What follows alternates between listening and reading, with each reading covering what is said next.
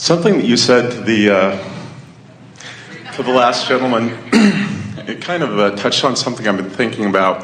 When you said to him, we actually don't mind when you're out of the vortex because you're asking more. And in fact, it is natural that sometimes you be out of the vortex because as leading edge creators, you came forth to do step one. That's the part you add to the equation that isn't there without you. Exactly. And I guess, and forgive the cynical interpretation of everything you've been telling us, but I've been wondering about this lately. From what you've told us, non-physical sends us, or we go as an expression of non-physical. You go as a part of non-physical. As a part of non-physical. That we are a part of non-physical that is, to a degree, sent here to ask. You come forth to reach. To reach. Into a new place. And to a degree. Assure eternity. And to make the universe expand. And to a degree, then, the rest of non-physical is piggybacking on our asking and our wanting and the expansion of the universe. That would be true if we did not have desires of our own. Okay. Well, let me finish, and then I'd love to hear the way that you spank it down, because I'm sure that you will,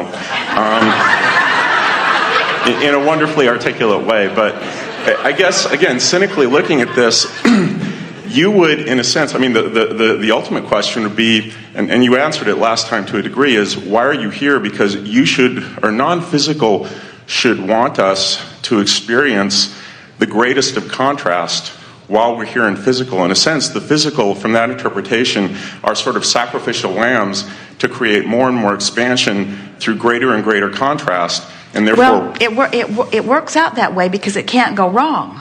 But we're not wanting sacrificial lambs, we're wanting reachers. In other words, you've been listening to us long enough to know, and you've heard us personally say on many occasions that we want you to reach, but not so far that you suffer.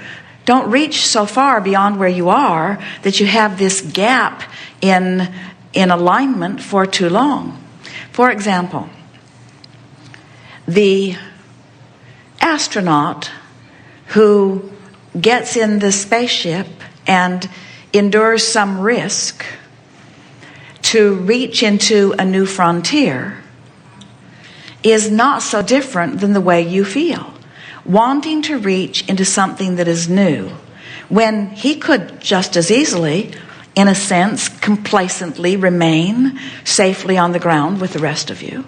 So you might ask the same question of him. Why do you risk exposure to the unknown?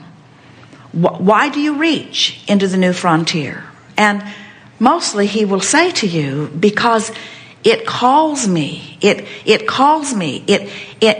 And what we're getting at is, from your non-physical vantage point, you extended yourself, begin again, in the same way that we're encouraging you to stand wherever you are and reach into this vortex. From the non-physical, you reached into the furthest known creative environment, which is this leading edge time-space reality.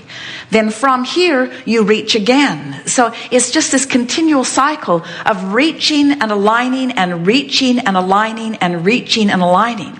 And a cynical viewpoint might be, but if I'm reaching and aligning and reaching and aligning, then is it true that I never get to where I'm going? And the answer to that is, thankfully, yes. We never get to the ending place, which is what makes this eternity so wonderful. Understood. I guess my question is, to take your analogy of the astronaut, first off, expects to some degree to go somewhere new, to experience success in his search, and is looking for something wanted. And I guess I look at so much of the contrast here, and you referred to it earlier today and yesterday in terms of the economic turmoil that's going on. And you've mentioned that this creates more in escrow than perhaps the last several decades combined. But you didn't hear us say, we are rooting for your struggle for the purpose of expansion. But that's my question is, why wouldn't you be? Being non-physical, in a sense, it doesn't non-physical expand the greater the contrast. Because expansion without alignment is not fun. Not fun for non-physical, or not fun for we as physical Not expressions fun of for non... you as not fun for you as physical. We don't come out of our vortex for your pain ever. But that doesn't mean that we aren't rooting for your alignment and for your joy. In other words, here's the best way of saying it. There are so many things we want to say to you. First, we root for your success, but we never suffer in your struggle. Mm-hmm.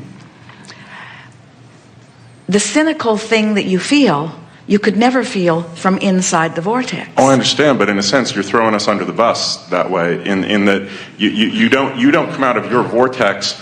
You get the benefit of the expansion that we create through our contrast. Well, we don't throw you under the bus. Or we let ourselves throw ourselves under the bus. Regardless of how you got under the bus,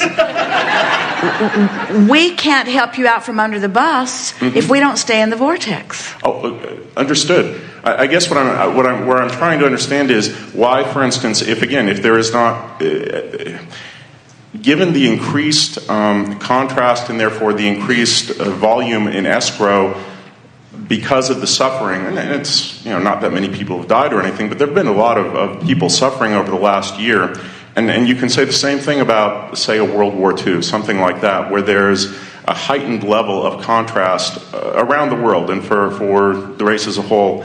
Why wouldn't that be the status quo that non-physical would look for? Understanding that you're not coming there with us, you're staying in the vortex, but you're allowing us to be outside the vortex and to create, through heightened contrast, more and more expansion. I understand you don't wish us ill, but it would seem to be the best thing for all concerned. Well, there are some of those, what you might call safeguards, built into it in this sense.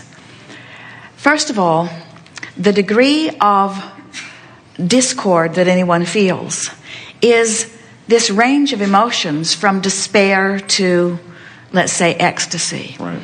And Esther, you've heard this story, but it really applies here. One day, she was watching something that was happening somewhere in the world that was awful.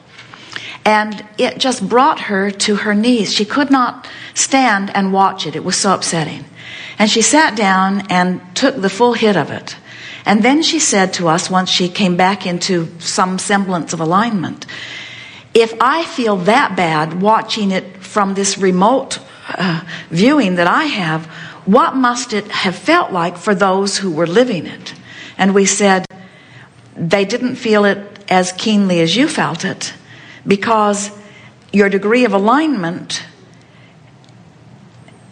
is the comparison of your degree of misalignment. In other words, there are a lot of people living wretched lives by your standards who are happier than you are, because their life hasn't caused them to reach so far. So where they are is here in what you would call a wretched place, but what they've reached for is here. So there's only this place between where they are. And there is that sort of safeguard in everything. In other words, if it becomes unbearable, you don't bear it, you reemerge. So, for instance, again, given that the last year's contrast has been relatively economic and not many people have, for instance, died from it, etc., but that level of contrast that has been created through that level of suffering is in some ways as great as or even greater than, let's say, the contrast that will be experienced by people in the middle of a war where there are people dying, etc.? Whether you are ripped from who you are because you're focused upon the horror of war, or whether you're ripped from who you are because you're focused upon the absence of something that you keenly want, being ripped from who you are is being ripped from who you are. So contrast is an individual thing, or at least it's relative to how far you are from your own individual alignment versus, say, a fixed continuum of contrast. Always. It's an individual thing. That's why no one does it to you. In other words, we said it a few times here today, that if life hadn't caused you to reach over here, you wouldn't feel bad when you didn't go. If life didn't cause you to reach over here, then you wouldn't feel dissatisfied about standing here. And that's why this cynical approach that you were giving yourself credit for taking, we want to say to you that even as you stand in this, so we just want to ask, just for sake of fun and clarification, the suffering that he's talking about relative to the financial thing, are you suffering? Anyone? In other words, not a whole lot of suffering going on by those in this room. Now, you could go into another group of people who have been playing the game at a higher level, where their stakes were higher, where they'd invested so much more into it. In other words, Jerry and Esther said, the stock market isn't a concern to us because we weren't playing that game. So whether it's up or low, up or down, whether people are thriving or not, it is not personally affecting us, but it's very different for those who have been playing the game. And so that brings us back around to something that you said, but we'll amplify it back to you, and that is that it really is an individual thing. And the part that we really want to convey to you is that the you that is source energy, and we'll call that part of you us, the you that is source energy is aware of where you are without suffering. In other words, you're never abandoned by us. But for your well-being, as well as our well-being, we don't go to the depths of where you go, because we are the stable holder of the new benchmark that we have all established together. And it comes back to the same thing. We used to offer a very simplistic analogy. Why is the electricity that moves through the walls of this building, why doesn't that electricity come and be the toaster? And we say, because a toaster with no electricity doesn't toast toast. And if the current becomes the toaster, then there's no current that makes the toaster work. Well, I understand, I guess, and you just said it perfectly, that you don't come to the depths that we create. But on the other hand, you say many times, and you've said it today, that you as non-physical, or as the larger part of us, ride the rocket of what is created, what we become. In other words, what we want in our escrow. Because if we're suffering, experiencing contrast or something, then what we want is immediately created, and you as non-physical get the benefit of that. And so it would just seem logical that you would, since you are not coming there into the depths with us, that you would kind of sort of root for us to go further into the depths, because it simply creates more in escrow for you to ride. Well, we do root for the contrast, and we do root for what is born out of it. But we never stop holding your place in our understanding that you will join us here. But we leave you the free will to come now or later. We leave you the free will about where you go. So what we're really talking about here is humans having an inordinate willingness to suffer beyond reason. Isn't that what we're talking about? You're using your free will to suffer beyond reason. Each in our own way. And then complaining that we don't make you stop it. And we say, you can't have it both ways. You're free to create your own reality, you see. But we know what you're talking about. You're talking about the premise of the whole thing. In other words, if contrast is good, how good is it? And how far should we go? And we see each person has their limitations. Jerry and Esther have become so picky about how far they allow themselves to go outside their comfort zone. In other words, they want and they come up, and they want and they come up, and they want and they come up, and they want and they come up. And when it gets a little wide, Esther focus wheels all day long if she needs to. In other words, they will not allow themselves to get far out of their range of who they are, because the bliss from this point of knowing is just so sublime. You just can't go back. Mm-hmm. If you're sane. There's a good premise. Okay. Thank you very much. Very meaningful. Yes, indeed. Yes, indeed.